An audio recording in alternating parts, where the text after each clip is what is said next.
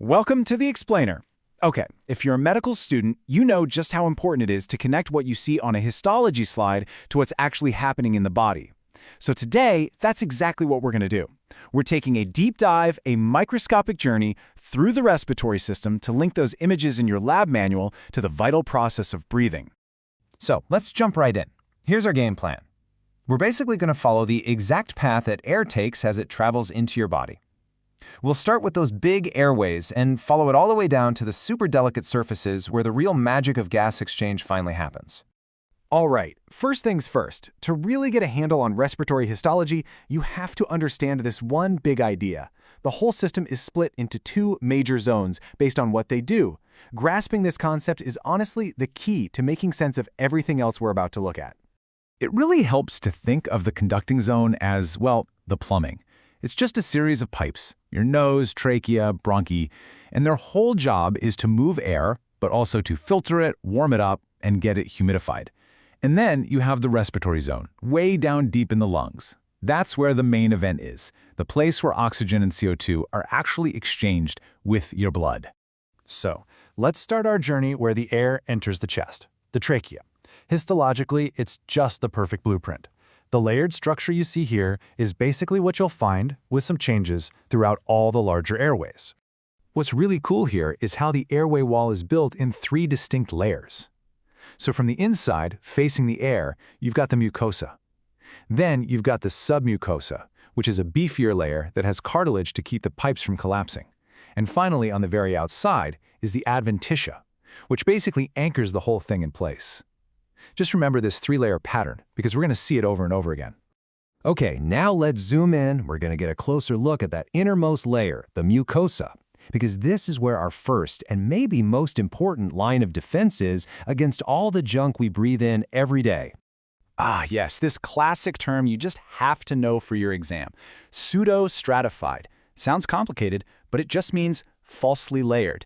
It totally looks like it's got multiple layers because all the nuclei are at different heights, but it's a trick. It's actually a single clever layer where every single cell touches the base. This epithelium is just a fantastic example of teamwork. You've got three main players. First, the goblet cells. Think of them as tiny mucus factories churning out a sticky film to trap dust and microbes.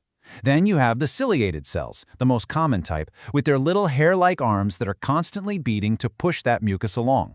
And last but not least, the basal cells. They're the stem cells, sitting at the bottom, ready to replace any of the other cells that get damaged. And when you put it all together, these cells create what's called the mucociliary escalator. It's literally a biological escalator. The mucus traps the gunk, and the cilia are the conveyor belt, constantly moving that junk-filled mucus up and out of the lungs. It's an amazing non-stop cleaning system, and it's exactly why things that damage it, like smoking or cystic fibrosis, lead to so many lung infections. All right, we're leaving those big conducting pipes behind and traveling deep, deep into the lungs, into the respiratory zone. And down here, the histology changes completely. We're moving from rigid tubes to this incredibly delicate, sponge-like tissue that is built for just one thing: super efficient gas exchange. This is pretty much what you see when you look at lung tissue under the microscope. It looks like a sponge, right? That's because it's made of millions and millions of tiny air sacs called alveoli, and the wall that separates any two of these sacs is called the interalveolar septum, and that thin wall is where all the action happens. So that alveolar wall is lined by two really important cell types. First, you have type 1 pneumocytes. They are incredibly thin and flat, paper thin, which makes perfect sense for letting gases just zip right across. They cover about 95% of the surface. Then you have the type 2 pneumocytes. They're chunkier, more cube-shaped, and there's a reason for that. They're busy little factories producing a really vital substance. And that substance is surfactant. Honestly, the easiest way to think about it is like a detergent for your lungs. This stuff lines the inside of the alveoli and breaks up the surface tension of the fluid there. Without it, the surface tension would be so strong that your alveoli would collapse and stick shut every time you breathed out. Breathing would be incredibly hard work. Surfactant is an absolute game changer. So this brings us to the final stop on our journey, the air-blood barrier itself. Let's take a close look at this elegant, ridiculously thin structure that makes all of respiration possible.